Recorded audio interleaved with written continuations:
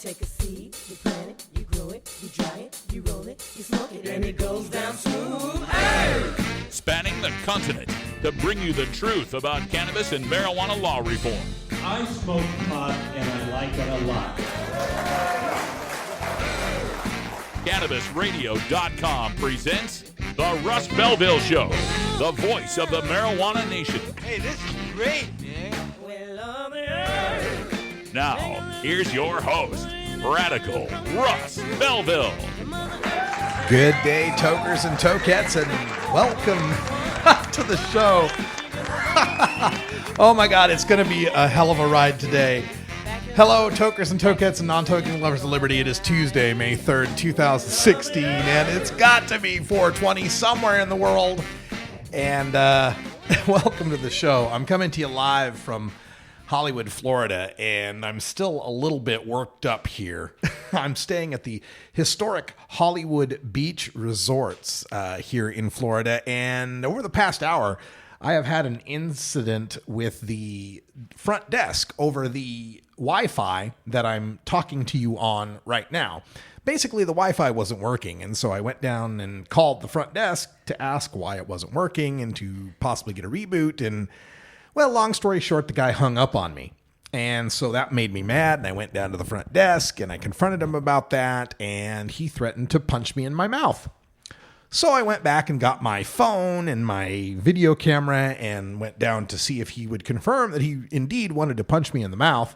And if you check out my Facebook page, Radical Russ on Facebook, you can see the video of him trying to swat the phone out of my hand, throwing something at me, and again threatening me. So I'm a little worked up, and it doesn't help that I've had a couple of pina coladas on the beach today. So my apologies, folks. I'm sorry. I'm a little aggro today. I'm a little worked up, and I'm having trouble getting my focus for the show. And I'm sorry. I really apologize for this, but sometimes real life intrudes, and that's the way it goes. And one thing you can count on being a listener to the Russ Belville Show is I'm going to always be honest with you and always present myself in a forthcoming way. So that's the deal today. I'm a little worked up and a little upset, and I'm trying to get myself calmed down for the show. So let's get into it. Let's talk about marijuana. Let's talk about something a little bit more friendly than what I've been through today. And today on our show, our guest will be Fran Janik. He's a longtime activist in Montpelier, Vermont, who has been sitting in on the House of Representatives there in Vermont as they've been discussing a Senate bill to legalize the adult use of marijuana and to create marijuana markets like we have out west.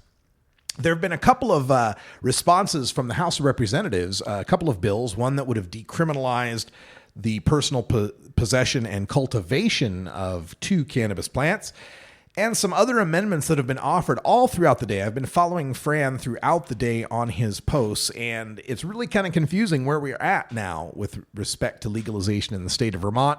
So we're going to talk to Fran at past. He'll give us the latest updates from the House of Representatives in Vermont to let us know what's going on with marijuana legalization down there. Also coming up on the show today, we'll have time for Behind the Headlines, and there's an interesting branding study that has come out to talk about the use of the marijuana leaf as a part of mainstream cannabis branding. And I've got some problems with some of their conclusions, so we'll talk a little bit about that in Behind the Headlines.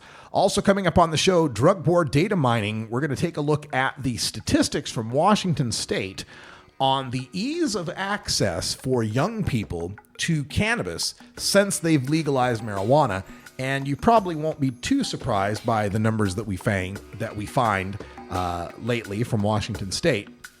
And then when we get to the end of the show, we'll have time for the Radical Rant, and I've got a clip from the Oregon Marijuana Business Conference, a question and answer session for growers and retailers looking to get into the legal business in the state of Oregon. We'll follow that up in hour 2 with Leland Berger, Pioneer Pete, and Anthony Taylor giving you various looks at the marijuana industry in the state of Oregon. All coming up on the Russ Belville Show. This is the Russ Belville Show on CannabisRadio.com.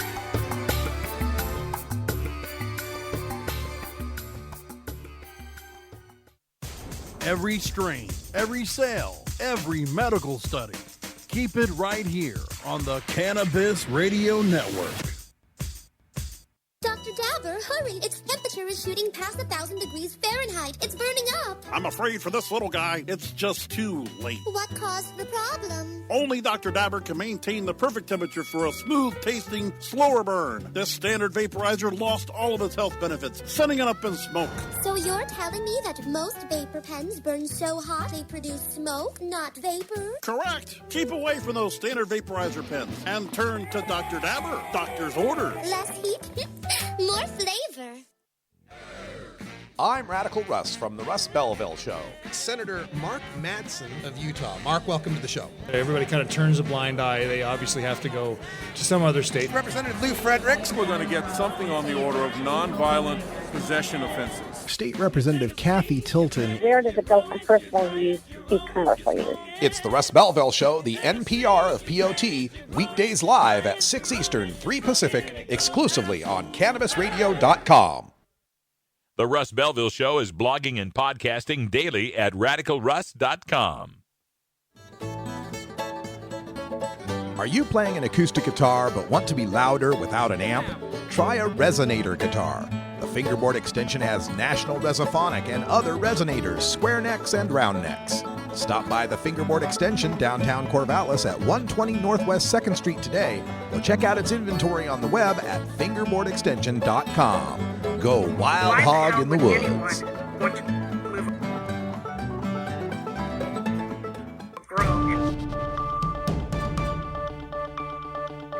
Why the hell would anyone? It's time for the Cannabis Radio News, covering the latest headlines in consumer cannabis, medical marijuana, and industrial hemp. Cannabis Radio News is now available exclusively at CannabisRadio.com. Now your marijuana headlines in 4 minutes and 20 seconds. This is Cannabis Radio News.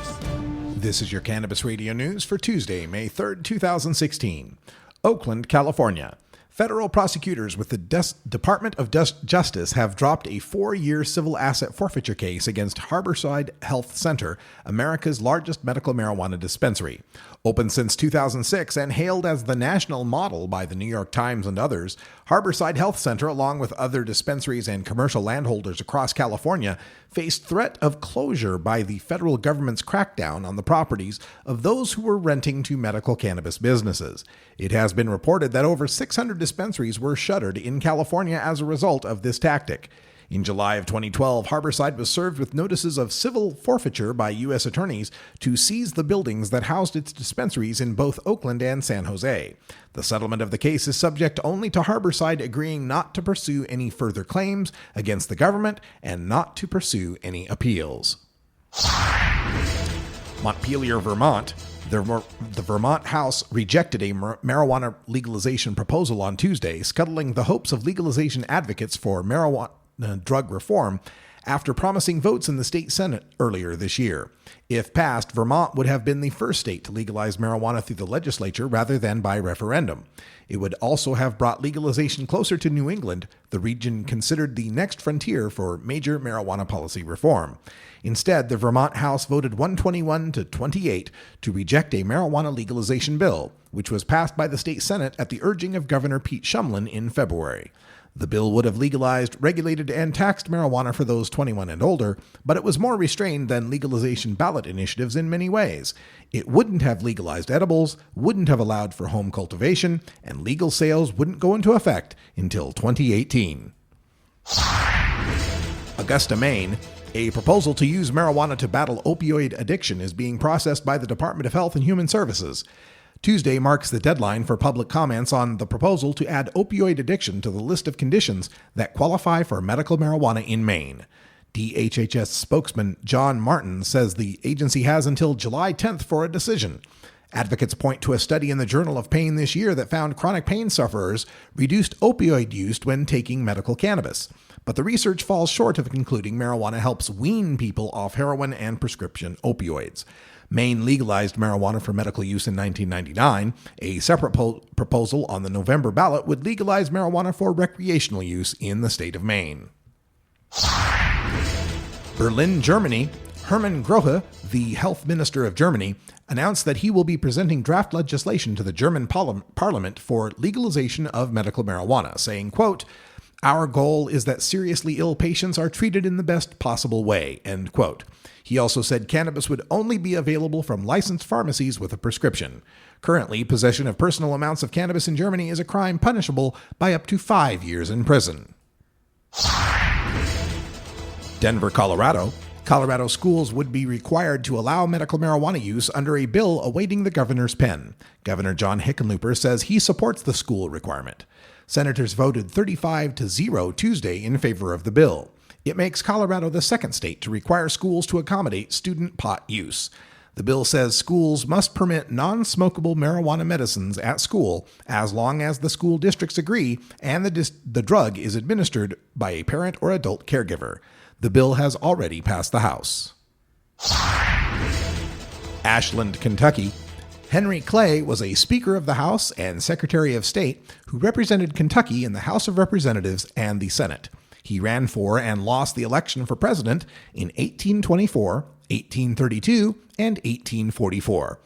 And for the first time in 130 years, today hemp seeds were planted at the estate of Henry Clay. Eric Brooks, the curator of the Henry Clay Museum, said, quote, "There can be no doubt that hemp played a central role in Henry Clay's life and that he was key to the Kentucky industry in the antebellum period," end quote. On June 11th, the foundation will host Henry Clay's Hemp Symposium featuring historical speakers and an educational session about hemp plants. This has been your Cannabis Radio News for Tuesday, May 3rd, 2016. I'm Russ Belville. We have your smoking section right here. This is the Cannabis Radio Network. The next generation of vaporizers has arrived. Vuber vaporizers are blazing the way with unparalleled technology for oil, concentrate, or dry flower pens. Providing unsurpassed customer service and expert craftsmanship, Vuber vaporizers use cutting-edge technology, providing a power-packed, smoother vapor with a lifetime guarantee. Experience vaporizing the way it was meant to be. The Vuber way.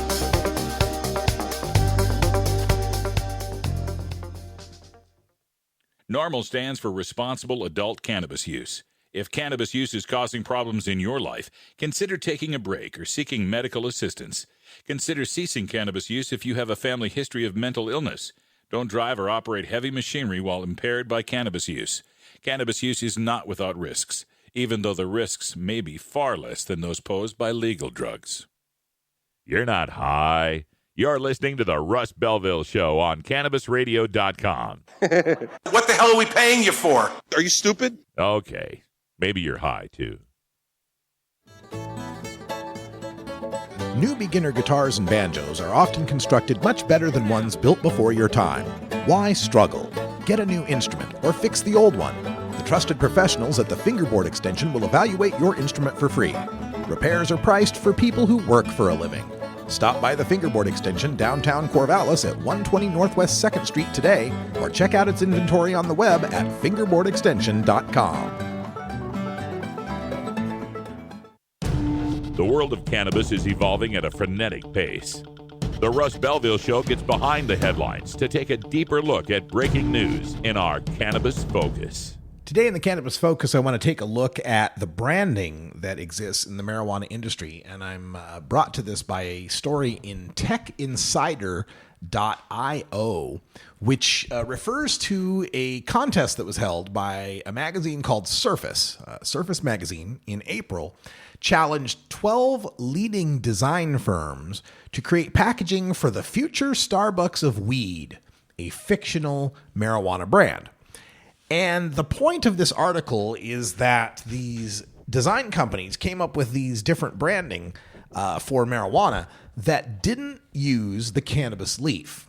According to the report here, 44% of the logos that are registered as trademarks for weed-related businesses use the marijuana leaf in their imagery, according to the U.S. Patent and Trademark Office. And this, the example they show are some leaves from Marley Natural, for example, or leaves by Snoop, and so on, that encourage or have some representation of the cannabis leaf in them. According to this report in Tech Insider, they say, as a result, the marijuana industry is unable to shed the kitsch vibe that prevents it from being taken seriously. As the industry transitions from a black market to a $5.4 billion business, it must unburden some of the cliches, reggae music, Rastafarian colors, and Cheech and Chong, just to name a few. And this is something that's bothered me for a long time as we've been seeing the legalization of our industry. And that is this idea that the people and the culture and the vibe associated with marijuana in the past, for some reason, needs to be shed. We need to get rid of this vibe for some reason. For some reason, Rastas and hippies and Willie Nelson and Cheech and Chong are bad things that we need to get rid of. And I couldn't disagree more. As far as I'm concerned, the marijuana legalization that is happening now is only happening because of the marijuana leaf and the Rastafarians and reggae and Cheech and Chong, which throughout the dark ages of Prohibition were the only cultural affectations to represent our cause, to stand up for our liberation. And to me, turning our backs on those brands and turning our backs on those images is just a tragedy. It's something that we should not be letting the mainstream marketers convince us is necessary. They want to try to pigeonhole marijuana and marijuana consumers into some sort of post-60s hippy-dippy vibe, and then they want to denigrate that to try to show themselves as some new sort of evolution of marijuana. They seem to think that there's this stigma that is involved with all of that imagery and all of that framing that is detrimental to the marijuana market. And while I'm a student of framing, and while I believe strongly in the proper framing of our movement, I don't believe that that requires us throwing out all of the culture that has built this movement. And a culture that goes back far before Cheech and Chong, goes back to Louis Armstrong, goes back to Gene Krupa, goes back to Cab Calloway and Ella Fitzgerald. And if it is wrong to denigrate those people and those cultures at that time, it's just as wrong to denigrate our culture and our people at this time. It's time for the marketers and for the mainstream business people to recognize there's nothing sinful, there's nothing evil, there's nothing disgusting about the pot leaf or the Rasta colors or Cheech and Chong. That these things are a testament to how strong this belief in the cannabis plant is. That this culture, despite being made illegal, despite being made public enemy number one, could still thrive, could still compete, could still survive in this prohibitionary element. So no, let's not reject those old school vibes. Let's resuscitate those old school vibes. Let's reflect on how the hippies were right. How they were right about sustainable ecology, how they were right about the healing aspect of this plant. We don't need to reject all of these things because those things were right. They may need to be repackaged a little. We may need to repackage it a little so that people understand that you can sustain these values, you can believe these things without having long hair, without having a bunch of piercings, without being a totally counterculture person. But that doesn't mean we need to completely reject these artifacts of our culture, that we need to reject these standards that we've set for ourselves and these beliefs that we've come up with, because time has proven these beliefs to be right, to be proper, to be functional in this society. I'm not going to sit here and let them denigrate the pot leaf, something that is a symbol of nature. It always killed me to see them blur out the pot leaf on music videos as if nature itself was somehow obscene. Like nature itself somehow needed to be blurred out so that the kids didn't understand that what we were talking about as a drug was actually natural.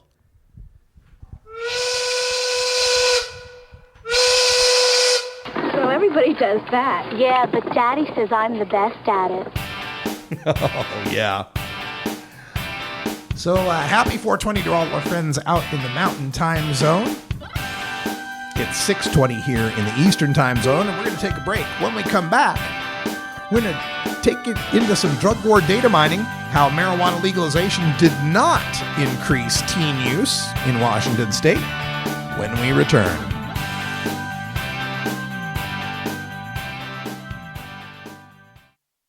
Earn your PhD in THC monetization with CannabisRadio.com. Don't be late.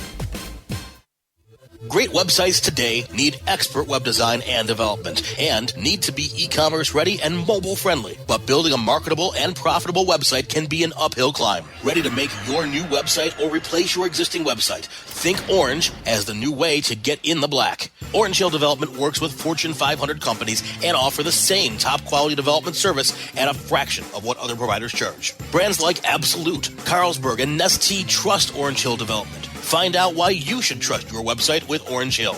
Contact Orange Hill for a consultation today at orangehilldevelopment.com. Educator, author, and advocate Dr. Mitch Earlywine is here to tackle the burning issues. And I'm here to clear up the myths about cannabis and burn them away with science. CannabisRadio.com presents a no-holds-barred platform that seeks to redefine and revolutionize the entire scope of the cannabis culture while opening the door for more to join the cannabis crusade. Dr. Kevin Hill. You can't ignore the fact that, like alcohol, most people who use don't have a problem. So I think that you need to think about policy in that way while educating people properly about marijuana. I think that's the way to go. Burning Issues, only on CannabisRadio.com. You're not high. You're listening to the Russ Belville Show on CannabisRadio.com. I also believe we need a fence.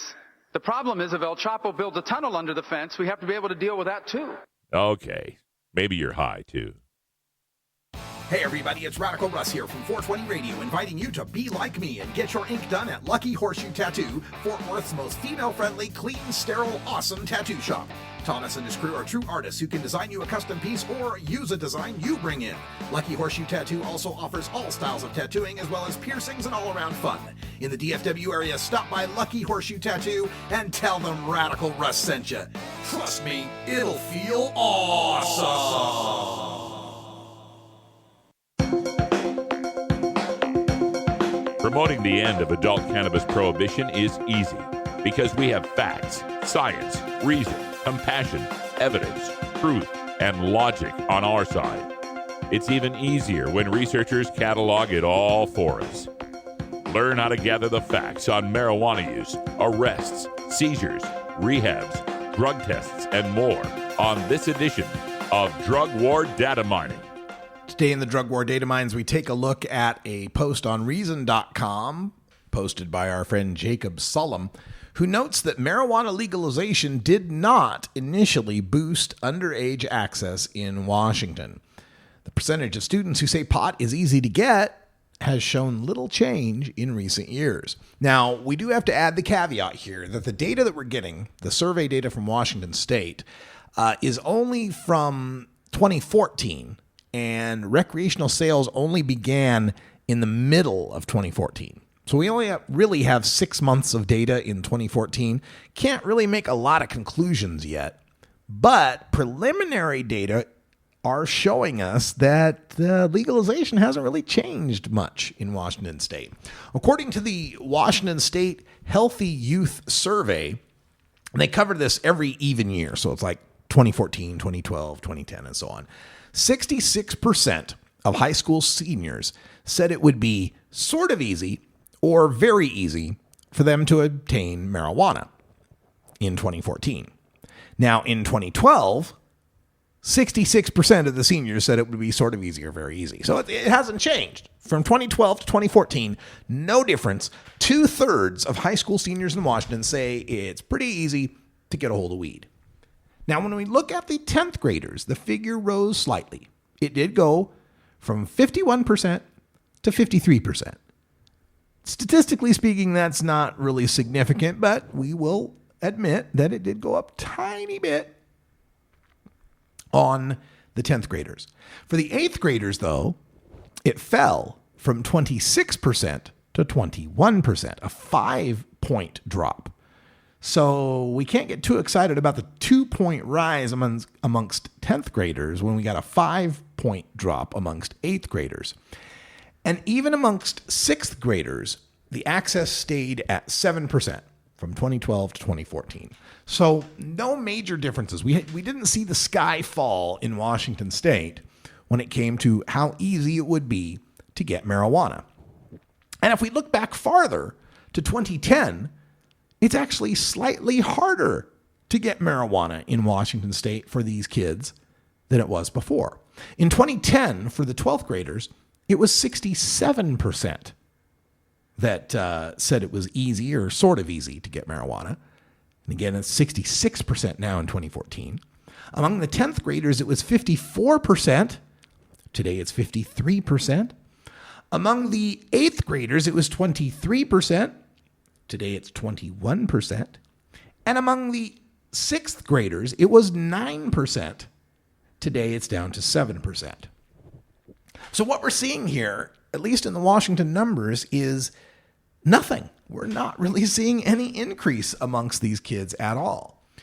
And there's a journal article coming up. It's in the Journal of Adolescent Health, and it was previewed at a conference in Baltimore on Sunday. Notes that the share of 10th graders reporting easy access was essentially the same.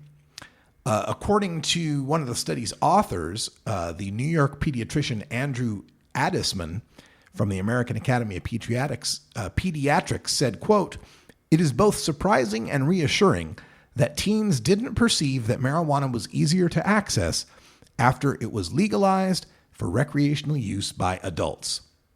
This was part of their press release that was titled "Legalization of Marijuana in Washington State Shown to Have No Effect on Teens' Access to Drugs."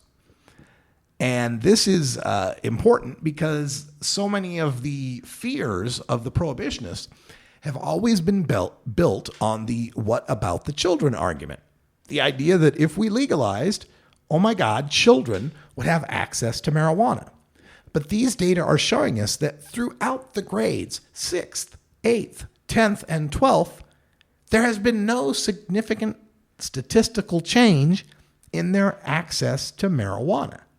We've also seen in both Colorado and Washington no significant statistical change in the use rates by those grades.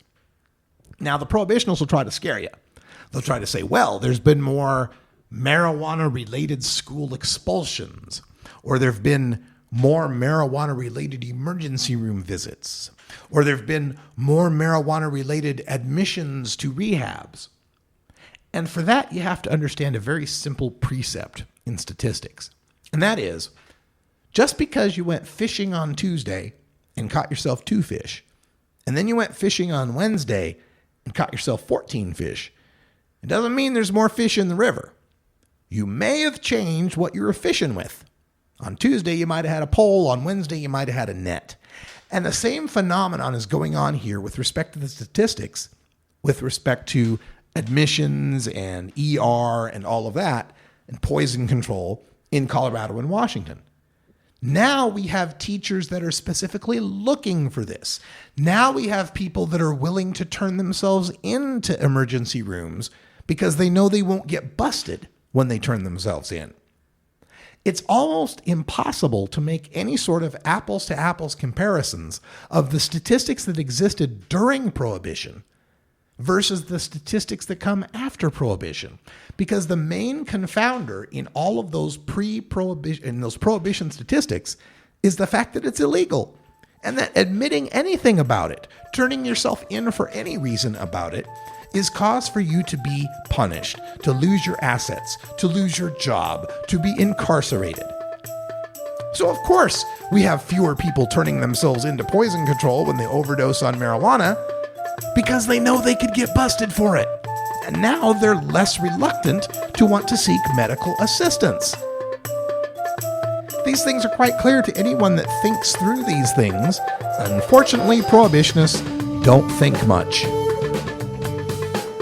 We're going to take a break, and when we come back, we got activist Fran Janet from the state of Vermont He'll have a great update for us on what's happened with marijuana reform when we return.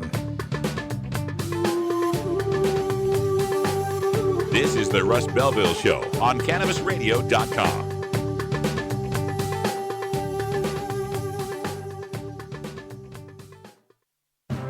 Forwarding the cause of legalization and research of the growing cannabis industry, one podcast at a time. The Cannabis Radio Network. The next generation of vaporizers has arrived. Vuber vaporizers are blazing the way with unparalleled technology for oil, concentrate, or dry flower pens. Providing unsurpassed customer service and expert craftsmanship, Vuber vaporizers use cutting-edge technology, providing a power-packed, smoother vapor with a lifetime guarantee. Experience vaporizing the way it was meant to be. The Vuber way.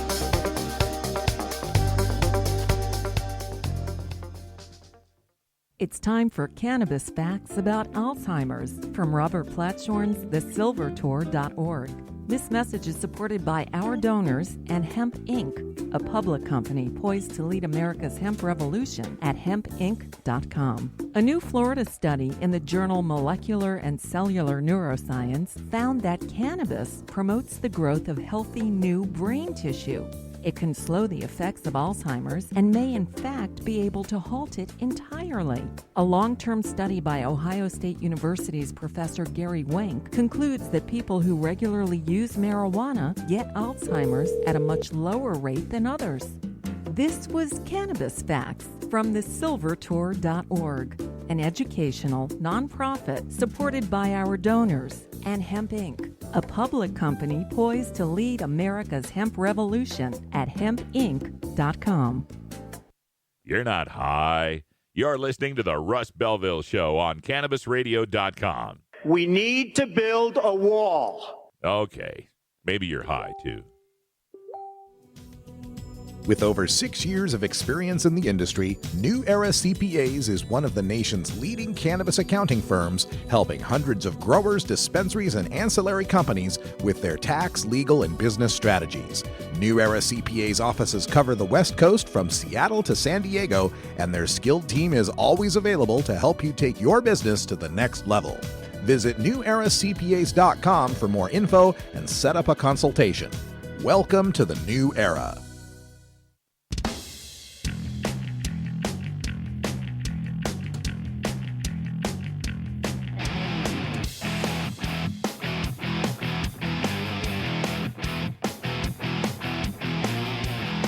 Activism begins with ACT. The Russ Belville Show features the stories of hardworking grassroots activists working for an end to prohibition in today's activist agenda. Welcome back, everyone. 33 and a half after the hour, and we are reaching out to Fran Janik. He's a longtime listener to the show, and he's been sitting in at the Vermont legislature, checking out what they've been doing as far as the marijuana legalization and reform bills that have been posted there. The line hasn't connected yet. We're still dialing out to Fran, so we'll see if we can get him. But to kind of wind this up for you to understand what's been going on, the state of Vermont has been threatening to be the first state to pass marijuana legalization through its legislature. And this, of course, would be a huge boon to the legalization movement, as more than half of the United States don't have any sort of initiative petition power. And so those states are going to have to pass marijuana legalization through their legislatures. And if the Vermont legislature could get together and come up with a legalization plan, that might open up the gates for other states in these non-initiative states to be able to pass their own sort of marijuana legalization. Unfortunately, it seems that in the state of Vermont, we've come up against a severe divide between the two sides, between the Senate and the House. And originally what was proposed by the House was a bill that would legalize the possession of marijuana and would create a series of state-licensed grows with retail pot shops. However, it would not allow for personal home grows. That's kind of problematic to me. I would prefer legalization to have personal home grows, but that's what came out of the Senate bill. Then on the House side, the Vermont House had decided on some bills that would legalize personal home cultivation, actually decriminalize it. So there would still be penalties if you were caught, but you could still grow 2 plants. And again, 2 plants is a far sight from what we'd like to see. But the House had passed some bills in a couple of committees about home decrim cultivation. Unfortunately, those bills have been voted down, and what it seems like has happened, and if I'm reading the updates correctly, that the Senate version got voted down. So there will be no marijuana market, no marijuana legalization as we'd like to see it in the state of Vermont. It's important to remember that the state of Vermont does have marijuana decrim, so it does have possession of, I think it's less than an ounce, is still just a civil offense with a ticket. And the House had proposed an amendment, I understand, that would have decriminalized the 2-plant home grow. That is, they rejected the market. They rejected the idea of state-licensed growers and state-licensed pot shops, but instead were embracing the idea of 2-plant home decriminalization so that you could grow a couple plants, you could possess some weed, it would all still be illegal, but you would only get fines for it. And from the latest I've heard in the state of Vermont, even that proposal doesn't seem to have gone very far. And I was hoping to get Fran on the line for us to discuss this, and I've been dialing him here for the past 5 minutes. Unfortunately, it doesn't look like his line is going to connect. So we're going to have to take a break and try to figure out what we're going to do here for this Vermont update. We'll try and get Fran on the line with us, but stay tuned. We're doing it live here from Hollywood, Florida. I'm Radical Russ with CannabisRadio.com. Stick around.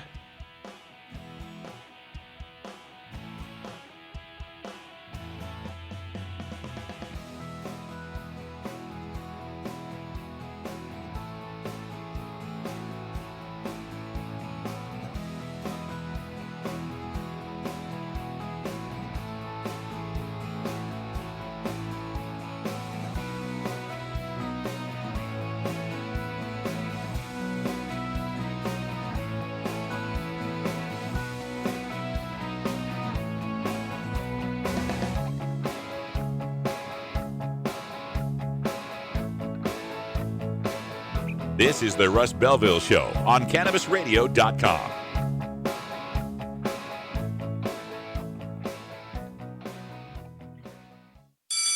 Next to THC and CBD, you can now add CBR to your cannabis vernacular. CBR as in CannabisRadio.com. Ganjapreneur.com, your guide to the cannabis business world. Ganjapreneur.com is a comprehensive resource for cannabis professionals and entrepreneurs. Download the Ganjapreneur app on your smartphone or tablet to catch up on cannabis industry news, scroll through our daily job listings, and learn about successful cannabis companies, executives, and investors. Ganjapreneur.com, helping ganjapreneurs grow. Tommy Chong is ready to cut through the smoke and change the tone of Tilk Radio. Hope everybody's got their vape pen handy, or their pipe, or their bong, or whatever you use to do your medicine. But you don't. It's not a requirement. You don't have to be high for this show. Yeah, you do. Okay. I don't know who you're talking to. You have to be high to do anything. At least I do. I don't know about you. In fact, I've been high so long that being straight is another high. The Tommy Chong Podcast, only on CannabisRadio.com. Welcome to my world. All right, everybody, You're welcome. not high. You're listening to the Russ Belville Show on CannabisRadio.com. And if standing for the Constitution make you a wacko bird, then I am a very, very proud wacko bird. Okay. Maybe you're high, too. Welcome back, everybody. Radical Russ here in Hollywood, Florida, where we're connected now. I believe we've got, I think we've got Fran Janik on the line. No, he just dropped off the line while I was trying to switch the mic. Damn it, Fran, call back, please. I couldn't get to the connection quick enough, and he'd heard nothing but silence. So we'll see if we can get him to call back. We are doing it live here, and Yes, Fran, I'm trying to tweet back to you that yes, it's silence when you first call in. Yes, call back. And we'll see what we can do here. All right, let's see. Do we have you on the line? Fran, are you there and available for us? Hi, Russ. How you doing? Yeah, we're here in Vermont. I guess we finally got through there. A little bit of trouble there. Yeah, sorry about the connection difficulties. The internet has not been very friendly here at this hotel, but glad to have you on the line. And I was hoping you could tell our listeners, what's been brewing down there in Vermont, because it's gone back and forth. We thought we'd get legalization. Now it looks like we won't. What's the latest? We didn't. We did not. No, we did not get a bill for even decrim on 2 plants. They're leaving the laws exactly as they are as far as legalization goes. There were some adjustments made during this House in the transportation committees, where they've actually made very bad penalties for people that are using any cannabis. 1.5 nanograms per milliliter is a DWI. Wow. So, and you combine that with alcohol, and your alcohol BAC goes from 0.08 to 0.05. Wow. Okay, so we've gone backwards into the stoned age. So we're actually left with worse laws now than when we started this whole debacle? Well, we have more restrictive laws that they're going to try and enforce on the road, which I think is going to be interesting because, as we know, the 1.5 nanograms per milliliter is not something that is supported by science at this time. Yeah, 1.5 nanograms per milliliter is what I'm at after 3 days of abstinence. I mean, that's crazy. Yeah, I had that in my fingernails a month later as a registered patient. And, of course, that makes it illegal for me to drive as of July 1, 2016 in the state of Vermont. My goodness. So any patient would have that issue if somebody pressed it. And that's going to be a major concern. But the way this whole thing went today and the last 2 days was we had an opportunity to get at least a bill through for home grow, even if it was just decrimmed, so it was fines. This was not optimal, but we thought if we could get anything out of this session, it would lead towards a better situation for cannabis consumers in Vermont. We also wanted to free up the access for people that are using it medicinally but cannot gain legal access through the current broken medical program. S214 did pass, and I can speak to that separately, but for the moment, to stay on path here, we started 2 days ago with the opportunity to get this home grow. We came very close to it. There were very loud and adamant people in there against any legalization, and we lost by 7 votes. It was 70 votes for, 77 against in the House in the final vote. One bright light in this is that we did not do the Ohio.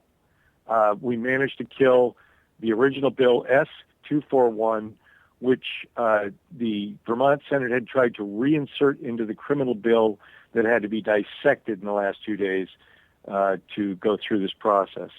And that was voted down strongly. The House members seeing clearly that this was not the way for Vermont to go in the future when we do go to legalization and to retail. So this will now become an issue in the fall elections. Okay. Now, you mentioned the other bill that got through. Can you tell us a little bit about that? Well, that's S14. That was a medical bill. That will improve incrementally the lot of Vermont's medical patients, reducing the amount of time necessary for you to have a relationship with a doctor down to 90 days, with exceptions for patients who are already in the system, and for a doctor, for instance, can review medical records from another doctor from out of state, and that patient can get a card right away once the doctor signs to confirm the diagnosis, because it's not a recommendation, it's not a prescription here in Vermont. There's also they've added one acceptable condition in glaucoma, and as my ophthalmologist told me about a week ago, my glaucoma is going nowhere. It is indeed stable. So we've managed to get that through to them and get that one condition. But again, we have such a limited program that this still leaves many medical users unable to afford medicine and unable to get it in the legal system. What a shame. And for a lot of people listening out there, they may not have recognized or realized that Vermont didn't have glaucoma in its original medical marijuana bill. It's one of the few states that doesn't recommend glaucoma. In fact, the federal government still gives weed to LV Musica every month for glaucoma. So this is good news. It is excellent news for anyone with just glaucoma. I happen to have other issues, chronic pain, that have allowed me to qualify for a number of years. But as I pointed out multiple times in many situations with legislators and others, if I did not have that, my glaucoma certainly would have worsened over the last couple of years. And I'm a photographer. Nobody knows that I'm a photographer, so there you go. I got to be able to see to work even. Yeah, good point. It helps a little. Now, what is the prognosis after this? I mean, there's going to be another session. There's going to be more push for this. I mean, what's the state of reform in Vermont after these bills? We will get no action until 2017 when the legislature reconvenes. The laws will stay the same. You will be decrimmed for up to 1 ounce in your possession. Your cannabis will be taken, and you will be fined. Of course, that brought in about $140,000 to the state of Vermont's coffers last year. And, of course, the all-important dispensary income to the state is around, between the patients buying cannabis, the licensing for the dispensaries, and other ancillary items, brings into the state somewhere between $400,000 and $500,000 a year. So the state has successfully protected those two income streams. My goodness. All right. Well, Fran Janik, I want to thank you for all the work you've been doing there at the Vermont legislature. And if you've got any contacts or plugs you'd like to give out for people to get involved with this in Vermont, please give them now. Well, we'd all like you to tell your legislators what you thought and vote in November. And Vermont Homegrown is our group still. We have a Facebook page, and we have a community's website that's accessible from there. You can listen to all the radio events that we've attended and we've spoken, just like here on Russ's show. So we appreciate you talking to your legislatures if you live in Vermont, and we appreciate your support at Vermont Homegrown. Thank you, Fran. Thank you for being a supporter of the show and for reporting in to us on what's going on there in the Green Mountain State. We really appreciate it. Russ, thanks for all you do and for having us on board. Have a good evening. When you are starting up a medical cannabis business, you want a fired-up lawyer who understands the needs of cannabis consumers. The law office of Lauren Vasquez is your fired-up lawyer for the cannabis industry. Visit her website, fireduplawyer.com, or call 1-855-MMJ-LAWS for more information. That's 855-665-5297 for Lauren Vasquez, your fired-up lawyer, or email fireduplawyer@gmail.com.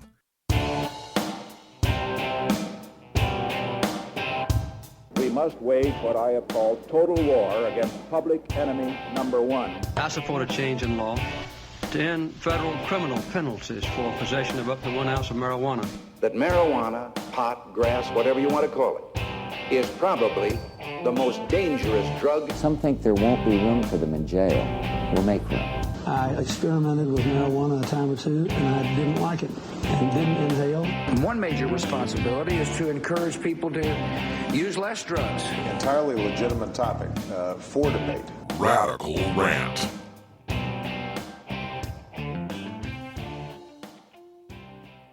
To the questioner, I would like to point out that in this transition phase from medical OHA into OLCC, there is the issue that the patients own the plants. And so there is a pathway through this process and this transition so that the patients either get those plants back or get appropriately compensated for those, because you have to do that because they own it, and you're fixing to go into a situation where they don't own it anymore. So keep that in mind as you begin to make those transitions. And that's probably something that should be written into the personal agreements. And I meant to mention this.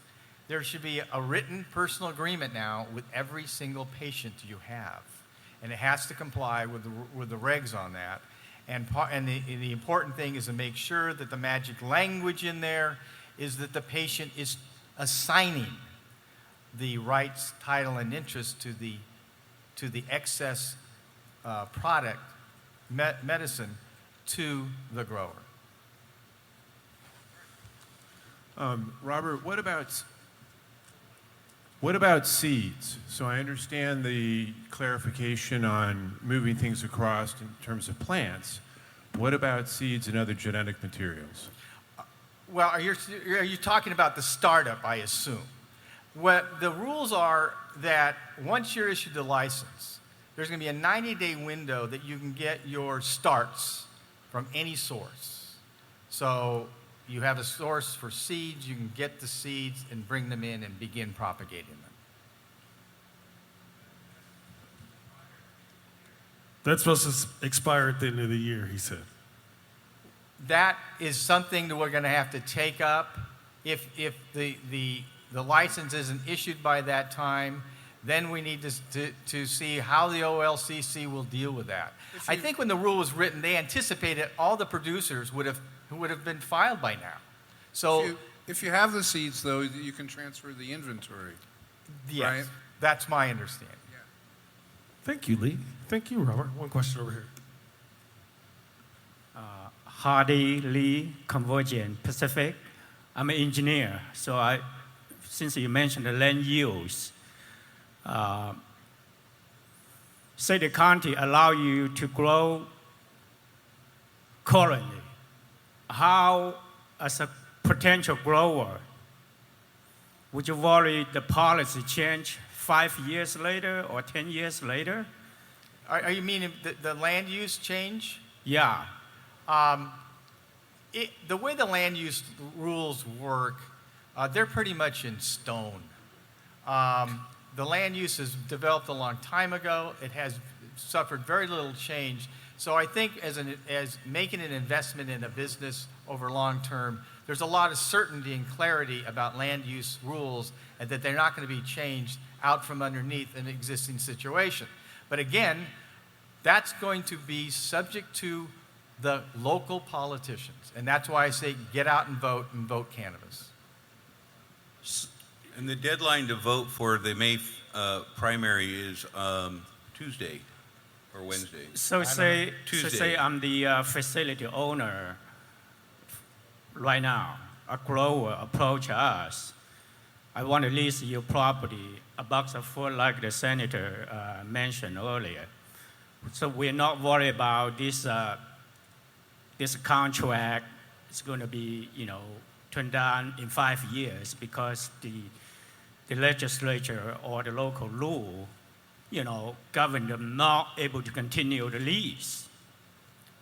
I can't speculate as to what's going to happen in a specific situation, but there's a lot of certainty and clarity presently that, and looking back, there's not been a lot of changes in that area.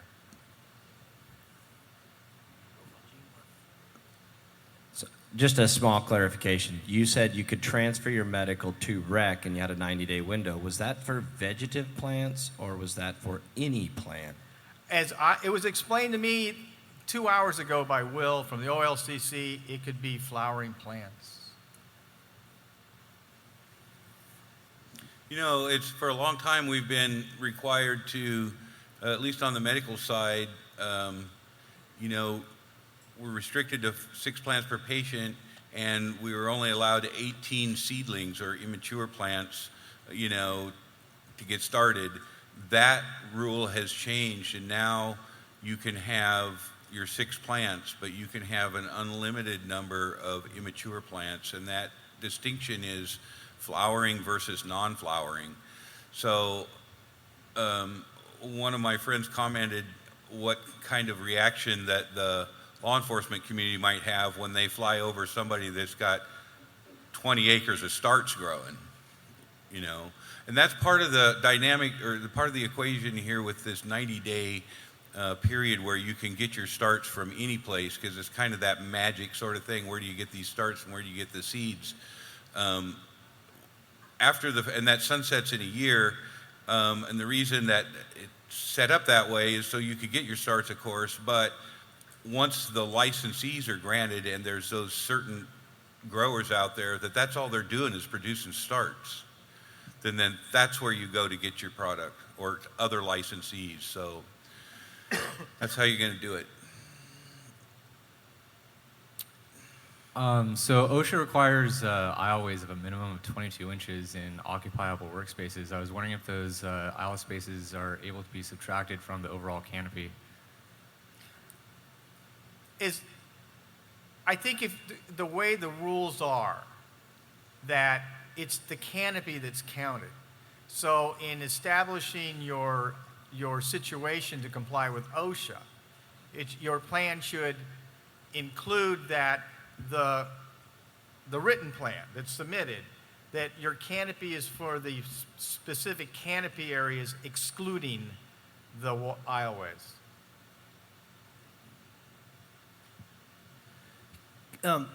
Can you elaborate a little bit on this personal agreement? Is that a thing? Is that a form? Is that that's a necessary contract between a patient and a medical grower?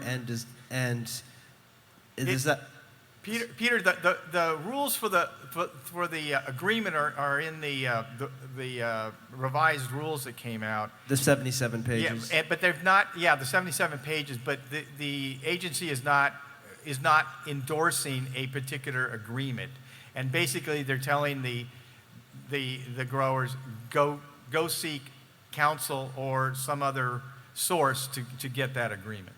Would that sort of thing give a patient legal recourse against their grower? Well, that opens up a whole can of worms, because if you start putting in a lot of terms and conditions, and then remedies, and then it's 6 pages long. I'm trying to use a format that is as general as possible on one page, that is simple for the patient to understand and read, but it should also lay out what they're going to get and when they're going to get it. Because I've heard horror story after horror story about growers disappearing on their patients after the season and things like that. That is a real risk. So that's why the need for the agreement. And when we were discussing the language for this, part of the dialogue that didn't get adopted was dispute resolution with these agreements. So we're going to see that work out, I'm sure, but it wasn't in the language, so we're going to have to deal with it individually and with attorneys.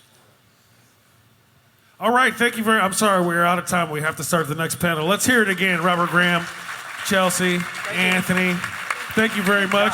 I'm sure they will be interested in answering more of your questions and talking to you in the hallway or in the vendors. I think everybody's very excited. All right, that's information from the Oregon Marijuana Business Conference, and we got more of that coming up in Hour 2, Toker Talk Radio. You'll hear from Leland Berger on the law regarding marijuana extracts in the state of Oregon. Also, Pioneer Pete, one of the state's leading extractors, has a few words to say. And then we'll follow it up with Anthony Taylor, who is a longtime medical marijuana advocate in the state of Oregon. Plus, you get my thoughts on what's going on here in the state of Florida when we kick off Hour 2 at the top of the hour. That's all the time we got for Hour 1. Thanks for joining us. I'm Radical Russ, live from Hollywood Beach, Florida. And until next time, take care of each other, tokers.